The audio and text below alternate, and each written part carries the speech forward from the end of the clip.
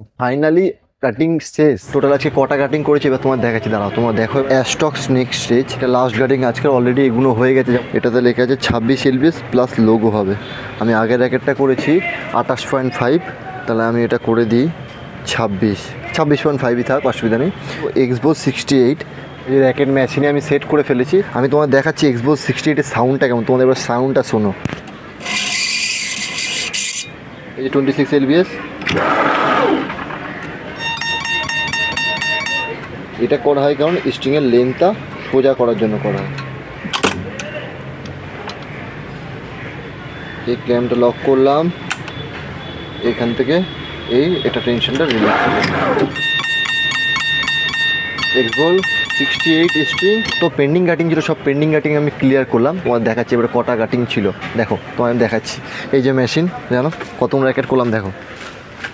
এটা হচ্ছে অ্যাস্টক্স next stage, আর এটাতে স্ট্রিং হচ্ছে 68, লিলিংয়ের টার্বো 80 সেকেন্ড জেনারেশন। এই একটা, দুটো হলো, এই একটা। এটা পুরনো মডেল অ্যাস্টক্স 9, এটা পুরনো মডেল। এটাতে B65 হচ্ছে 3টে। এটা হচ্ছে DSC racket, nano light 2000 model ডিএসসির, এই একটা। আর 3600 লিলিংয়ের আগে আসতো 3600 3700, এখন বন্ধ হয়ে গেছে, এই একটা। আর তারপরে এই একটা অ্যাস্টক্স 27 লাইট, এটা নতুন ব্যাট, এটা আরসেভার 11 প্রো, এই একটা। এই একটা পুরোনো অ্যাস্টক্স 27 লাইট, এই একটা। এটাই হচ্ছে অ্যাস্টক্স 21 লাইট। আর এই হচ্ছে, এটা হচ্ছে পাওয়ার ফ্লাইয়ের র্যাকেট, হচ্ছে 530 এই মডেলটা। এটা ভালো চলে, আমি দেখেছি সবাই ইউজ করে পাওয়ার ফ্লাইয়ের র্যাকেট, এই একটা। আর এই হচ্ছে এটা অ্যাপেক্সের ডুয়েল পাওয়ার অ্যান্ড স্পিড, এই একটা।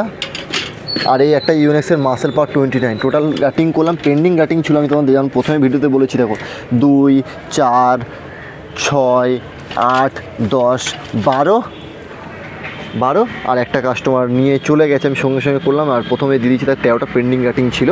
পেন্ডিং কাটিং দেখো, রোববারের কাটিং দেখো, সব এতগুলো টোটাল 13টা র্যাকেট আছে, সব রোববারের কাটিং দেখো। আজকের সব পেন্ডিং কাটিং ক্লিয়ার করলাম, দেখো কতগুলো কাটিং সব।